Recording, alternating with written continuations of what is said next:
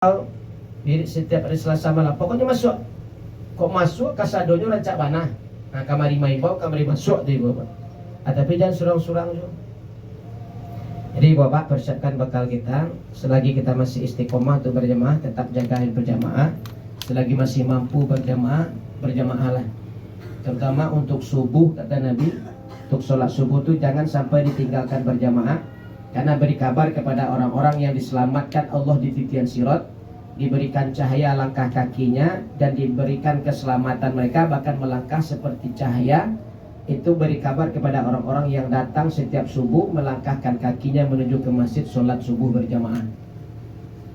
Di subuh jo isya ibu Pak, terutama yang subuh kata Nabi. Subuh itu yang tinggal di syarat supaya langkah kau berjamaah nanti pertama untuk subuh itu kata Nabi, usahakan berduduk di rumah. Alhamdulillahirabbil alamin. Alladzi khalaqal mauta wal hayata liyabluwakum ayyukum ahsanu amalan wa huwal azizul ghafur. Asyhadu an la ilaha illallah wahdahu la syarika lahu wa asyhadu anna Muhammadan abduhu wa rasuluh sallallahu alaihi wasallam. La nabiyya wa rasula ba'da amma ba'd. Kama qala Allah ta'ala fil Qur'anil Karim, a'udzu billahi minasy syaithanir rajim. Bismillahirrahmanirrahim. Ya ayyuhal insan innaka kadihun ila rabbika kadham famulaqih. Surah Al-Insyiqaq, surat yang ke-84 ayat 6. Ini Allah masih memberikan kita kekuatan iman. Alhamdulillah kita masih diberikan Allah kesehatan dan juga kemauan untuk hadir ke rumah duka dalam rangka menampakkan mukonan sabak hati dan rusuk. Sebagai tanda kita juga ikut berbelasungkawa atas musibah yang diderita oleh salah seorang warga kita. Mudah-mudahan kedatangan kita pada malam hari ini bisa menjadi tawas dingin bagi ahli bait. Dan insyaallah ini menjadi ibadah bagi kita yang hadir. Salam dan salam kita doakan kepada Allah semoga selalu dilimpahkan buat junjungan kita Habibullah Muhammad sallallahu alaihi wasallam. Allahumma salli ala Sayyidina Muhammad wa ala ali Sayyidina Muhammad.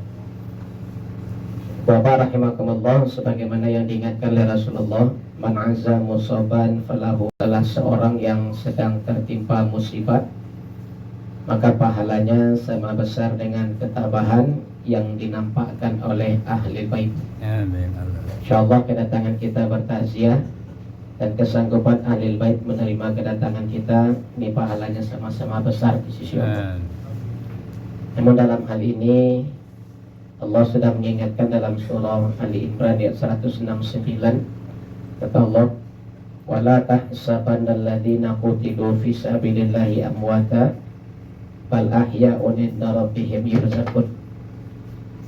Janganlah kalian mengira, kata Allah, siapapun yang telah meninggal di jalan Allah itu mereka benar-benar mati. Tidak. Di orang yang telah meninggal koi babat, mereka bukan mati, kata Allah, bal ahya'un di sisi Allah, bahkan rezeki mereka telah dijamin. Orang yang telah meninggal ini hanya pindah alam dari alam dunia ke alam barzah. Ketika perpindahan alam ini saja mereka tetap hidup, kata Allah. Bal ahya'un 'inda rabbihim yurzaqun. Mereka tetap hidup di sisi Allah, bahkan rezeki mereka telah dijamin. Jadi apa yang mereka lalui selama di barzah sama seperti apa yang kita jalani hari ini. Jadi mereka yang telah pergi meninggalkan kita itu hanya merasa pulang kampung, basobok orang yang lah lamulah basuh, basobok orang tua beliau yang lah meninggal, kakek nenek beliau yang lah meninggal.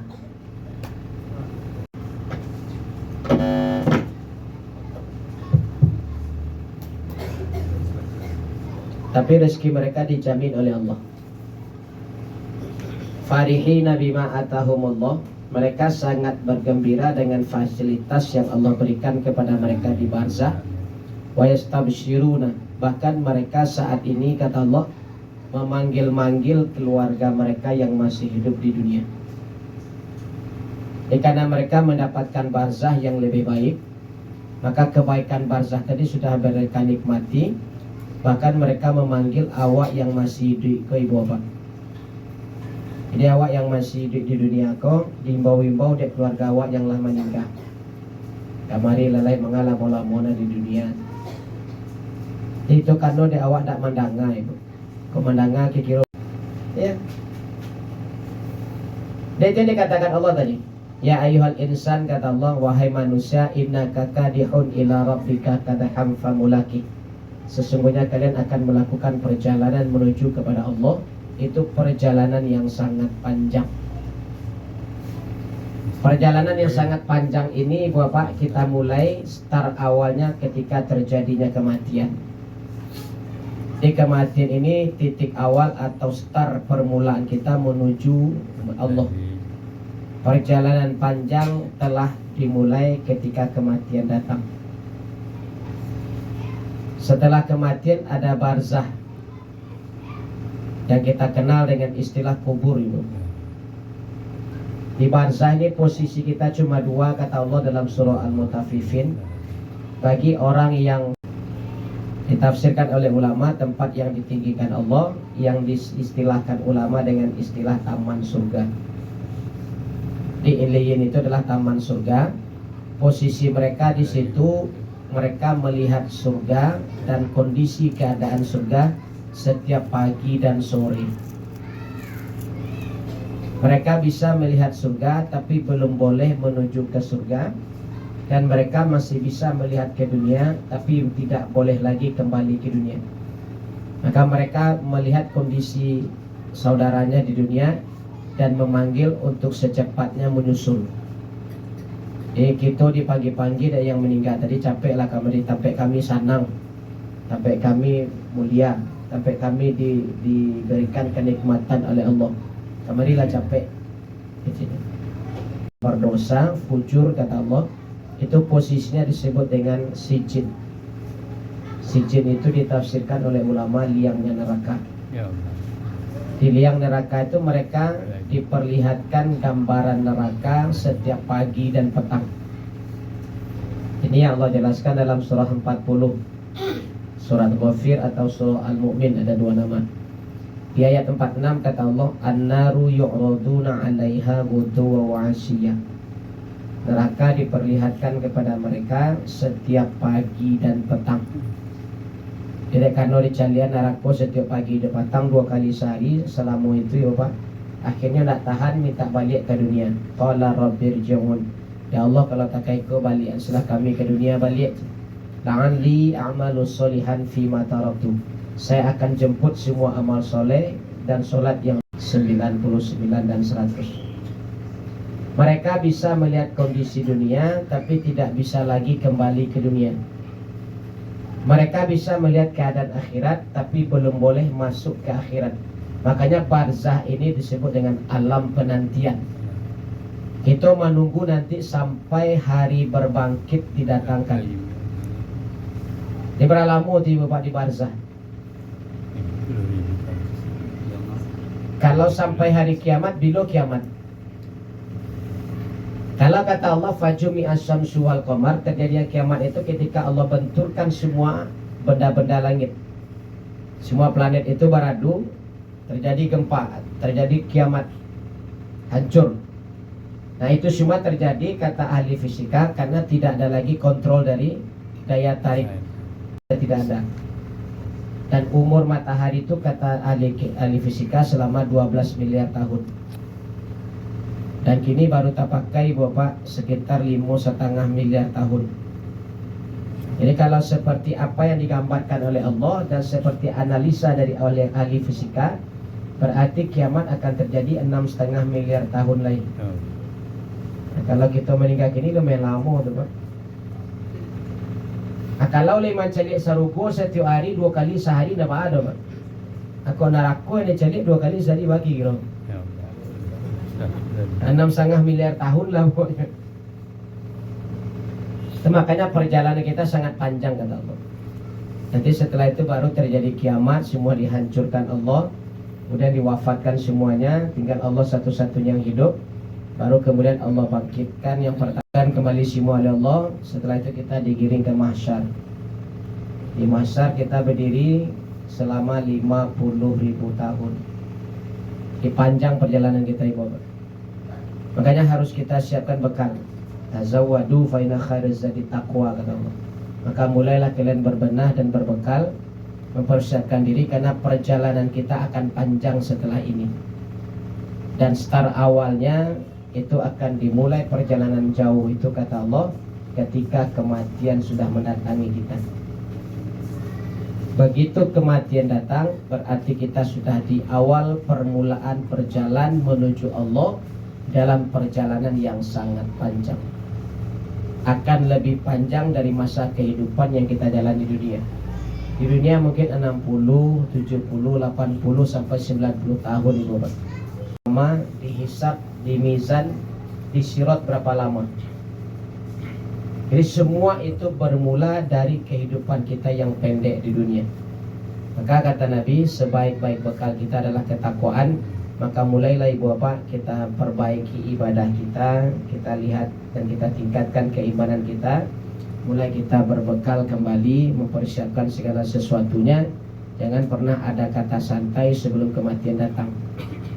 Maka tingkatkan terus keimanan, maka itulah sebaik-baik bekal yang kita hadapi. Ketakwaan itu yang dipandang oleh Allah, dan ketakwaan itu yang dimuliakan nanti di sisi Allah. Maka tidak ada kata berleha-leha, karena kata Allah, wa mal hayatud dunya illa mata'ul ghurur. Kehidupan di dunia ini tidak ubahnya seperti permainan, kata Allah. Tapi hakikat permainan, kalau permainan itu ada batas waktu, berarti hidup juga batas waktu. Itu makanya Allah identikkan hidup sama seperti permainan. Kan permainan punya batas waktu, Pak. Main bola 2 kali sampai 5. Kalaupun nak cukup ada extra time, tambahan waktu. Itu nak panjang tu, Pak. Atau hitungan angko, seperti volley, tenis meja, badminton itu rally point 20, hitungan 21 selesai. Yang jelas permainan itu ada batas limit.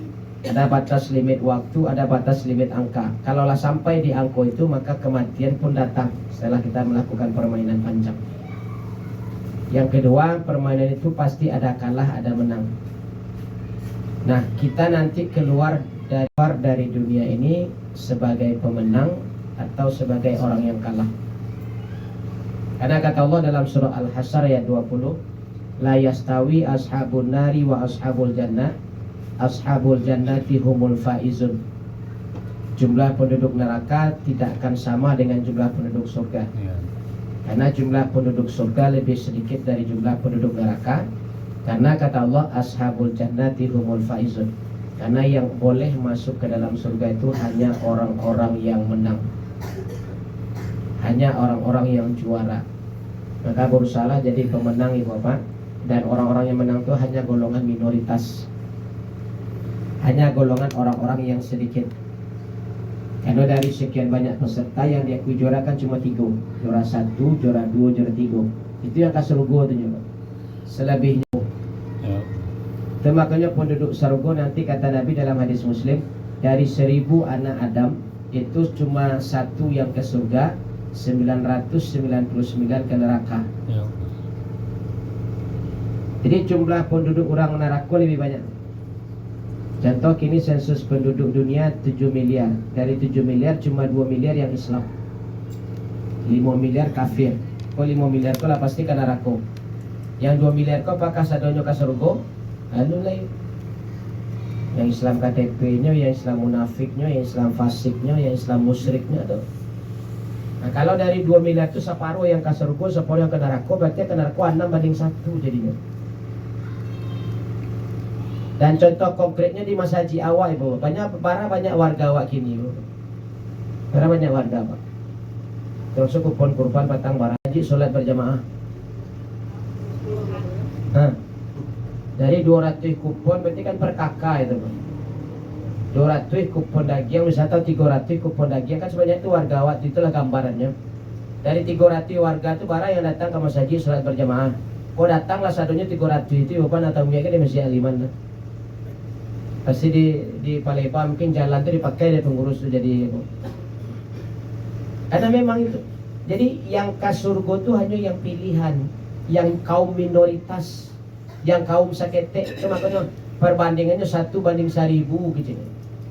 Dari 1000 umat anak Adam, 1 yang ke surga, 999 ke neraka. Ya mudah-mudahan yang cik kau awak ibu Bapak.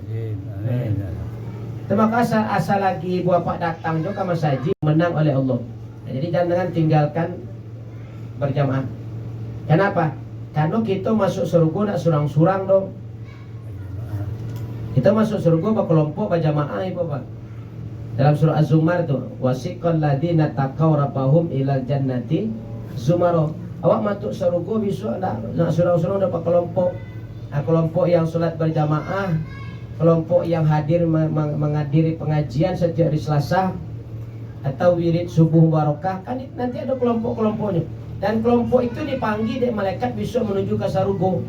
Nah kalau yang tidak pernah masuk kelompok, bagi kira ibu Bapak. Hah? Di bawah sudah tahu sholat berjamaah atau dikatari jo. Orang wirid dulu jo. Masuk kamar kelompoknya besok ke surga tuh. Nah itu. Makanya bertahanlah selagi kita masih. Nanti akan dipanggil adalah kelompok sholat berjamaah itu. Dan kalau ada misalnya yang tercatat di dalam catatan mereka 30 orang yang anggota tetap yang datang sholat berjamaah ke masjid iman, atau yang hadir setiap wirid pengajian itu 30 orang. Nanti ketika dipanggil kelompok itu oleh Allah menuju ke surga, ternyata dari 30 yang datang cuma 25.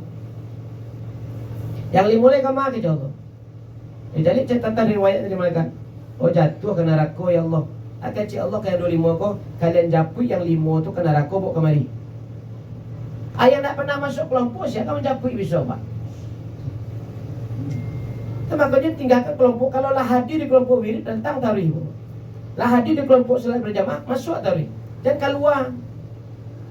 Atau kalau dapet ke masjid itu sholat berjamaah, jangan payah melucuy pulang melucuy. Baik pelepala datang kemudian pulang sebagai jemaah. Mila nak pernah nampak di kami dah. Ya awak datang kemudian dipulang ke dulu tu nak pernah nampak orang dari Bapak. Jadi masuklah ke kelompok itu. Karena perjalanan kita sangat panjang. Dan penentuan nanti surga itu bukan pribadi kita, tapi kelompok. Karena semua kita akan digiring ke dalam surga itu kata Allah berkelompok-kelompok sesuai dengan kelompoknya. Dan bagi yang tidak masuk ke dalam kelompok itu, kita masuk surga nak senang-senang. Ibu saja nanti dalam surah Al-Isra 71 Pak. Manusia itu akan dipanggil masuk surga bersama imamnya. Imam itu tingkat-tingkatan. Imam yang terendah itu keluarga. Jadi ibu nanti masuk surga diimbau bersama imam. Saya imam ibu. Apa?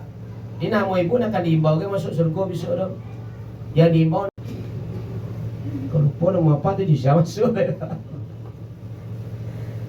Kalau apaknya nak solat, ibunya solat, ibu ke surga apa karena ada konti, saya imam ibu lain, baru ke imam solat. Saya imam solat gitu. Nah, kalau indahnya mereka baru ke imam terbesar gitu Nabi Muhammad. Jadi kita diimbau berdasarkan imam itu Al-Isra 71. Kita dipanggil masuk surga bersama imam. Makanya artinya apa? Kita ikuti imam. Maknanya kita jangan solat surang, tapi usahakanlah berjamaah supaya kita masuk ke dalam jamaah itu. Dan jamaah itu akan dipanggil berdasarkan imamnya. Jadi mudah-mudahan ibu bapak kita tetap konsisten dan komitmen serta istiqomah tetap masuk ke dalam salah satu jamaah. Jamaah wirid pengajian kah, jamaah wirid majelis sajid subuh berjamaah. Setiap langkah kita itu menjadi penerangan nanti di akhirat. Amin. Yang kedua, usahakan jalan kaki. Jangan pakai Honda. Sejauh apapun jarak rumah kita dari masjid untuk subuh saja, usahakan jalan kaki karena setiap langkah kaki itu dihitung. Nah yang ketiga, kece Nabi baca doa setiap melangkah ke masjid, terutama subuh itu. Hafal doanya Bapak. Allahumma ja'al fi qalbi nuron, wa fi lisani nuron, wa fi sam'i nuron, wa fi basari nuron, wa min fawqi nuron, wa min tahti nuron, wa amami nuron, wa min khalfi nuron. Allahumma ja'alni nuron. Hafal Ibu? Bahasa awaknya, ya Allah jadikanlah hatiku bercahaya, lisanku bercahaya, pendengaranku bercahaya, penglihatanku bercahaya. Di atasku cahaya, di bawahku cahaya, di depan cahaya, di belakang. Nah, itu beko searching di Google Ibu Pak. Doa ketika melangkahkan kaki ke masjid. Lah dapet beko di copy paste, simpan di HP itu setiap melangkah ke masjid. Baca doa itu dulu baru jalan. Untung-untungan nanti ibu bapak meniti-titian sirat seperti cahaya. Karena sirat itu kalam itu Nabi. Neraka jahanam itu hitam apinya jadi kalam. Nah itulah penerangan kita nanti. Jadi bapak istiqomah tetap dalam keadaan berjamaah. Selalulah datang ke masjid untuk sholat berjamaah. Selagi ada wirid datanglah dan hadirilah. Apapun bentuk kegiatan di masjid kita ikut sebagai bagian dari jamaah. Dan mudah-mudahan kita dipanggil dengan jamaah itu untuk masuk ke surga. Amin. Baik, mudah-mudahan ada manfaatnya. Kita tutup dengan doa kafaratul majlis. Subhanaka Allahumma wa bihamdika asyhadu an la ilaha illa anta astaghfiruka wa atubu ilaik. Billahi taufiq wal hidayah. Alhamdulillah, makasih banyak kepada Ustaz. Mudah-mudahan apa yang sampaikan Ustaz tadi bisa menjadi amalan kita di kehidupan kita. Dan semoga kita semua termasuk kelompok orang yang bertakwa. Amin. Amin ya Allah. Amin.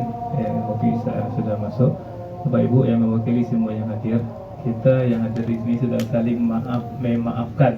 Ya ini ya Dazar dengan nama kita sebelumnya sudah saling memaafkan. Itu juga santunan ya. Santunan Nilinda sekian kan ini.